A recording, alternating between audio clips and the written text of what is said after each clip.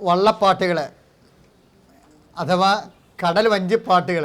കാര്യം വള്ളപ്പാട്ടുകളെന്നും ഇപ്പോഴ് പൊതുവെ പറഞ്ഞു വരുമ്പോൾ കായലോരത്ത് നമ്മൾ വള്ളംകളിയോടനുബന്ധിച്ച് പാടുന്ന പാട്ടുകളാണെന്ന് പെട്ടെന്ന് ധരിച്ചു പോകും. ആ പാട്ടല്ല ഇത് കടൽ വള്ളപ്പാട്ടുകൾ. അതായത് പണ്ട് 10 പേര് കയറുന്ന 11 പടികളുള്ള നൂല് വല ഉപയോഗിച്ചിരുന്ന വള്ളങ്ങളുണ്ടായിരുന്നു കടലോരത്ത്.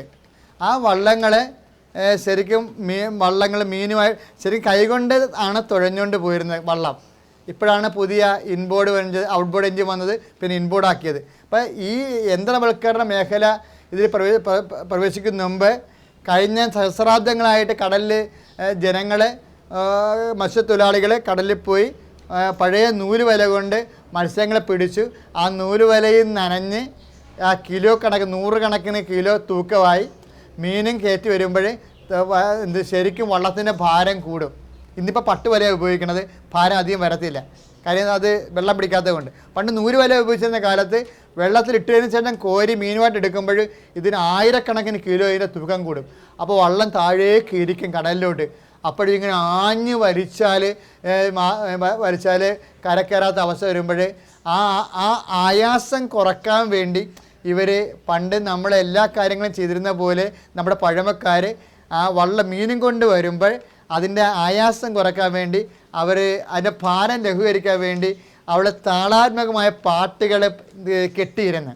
അങ്ങനെ അവർ കെട്ടിയ പാട്ടുകൾ താളാത്മകമായി അവർ പാടുമായിരുന്നു. ആ പാട്ടുകളാണ് ഇപ്പം നമ്മൾ കേൾക്കുന്നത്. 10 തണ്ടും 12 തണ്ടും ആകെ 36 തണ്ടും. ആകെ 36 എന്നൊക്കെ പറഞ്ഞാൽ പ്രാസോപ്പിച്ചിട്ടിരിക്കുന്നതാണ്. ശരിക്കും 10 തണ്ടാണ് ഉള്ളത്. 12 തണ്ടെന്ന് പറയുന്നതൊക്കെ അതൊരു കവിഭാവനയാണ്. ശരിക്കും അതൊക്കെ ഇപ്പോൾ കേൾക്കാൻ പോകുന്നതാണ്. കാര്യം അത് ഈ 10 തണ്ടും 12 തണ്ടും എന്നുള്ളത് ഏറ്റവും ഫേമസ് ആയിട്ടുള്ള ഒരു കാര്യം. അതിൻ്റെ അകത്ത് ആർപ്പോ എന്നുണ്ട്. കാര്യം ആർപ്പെന്ന് പറയുന്നത് സംഘകാല ദേവതയാണ്. അത് ദുശകരം പിടിച്ച ദേവതയാണ്. അതിനെ ഉരുവോ എന്ന് പറഞ്ഞ് നമ്മളിങ്ങനെ കൊരകൂത്ത് പോലെ കൂവി ദുശകനം മാറ്റുന്ന പോലെ മംഗളകർമ്മത്തിൻ്റെ സമയത്ത് നമ്മൾ ഊതി മാറ്റും. അതിനാണ് കുരവ് ഇടണമെന്ന് നമുക്കറിയാം.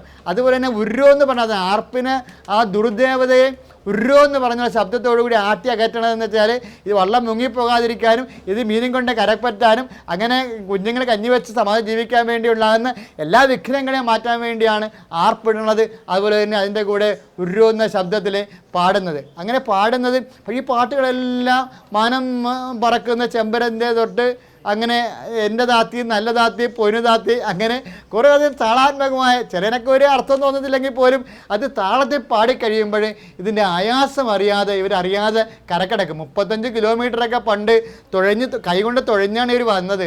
35 കിലോ കായംകുളം മുതൽ ആലപ്പുഴ വരെയും കൊച്ചിയിൽ നിന്ന് വല്ലാർപാടം മുതൽ ആലപ്പുഴ വരെയൊക്കെ ഇവർ കൈകൊണ്ട് തുഴഞ്ഞു വരുമ്പോൾ ആയാസം അറിയാതിരിക്കാൻ വേണ്ടിയാണ് അവർ ഈ പാട്ടുകൾക്ക് താളമിട്ട് സ്രാങ്ക് പാടിക്കൊടുക്കും, മറ്റൊരാമ്പായിടും, ഇവർ കൂടെ പാടും. അങ്ങനെ പാടിയിരുന്ന പാട്ടുകളാണ് സാക്ഷാൽ കടൽവഞ്ചി പാട്ടുകൾ.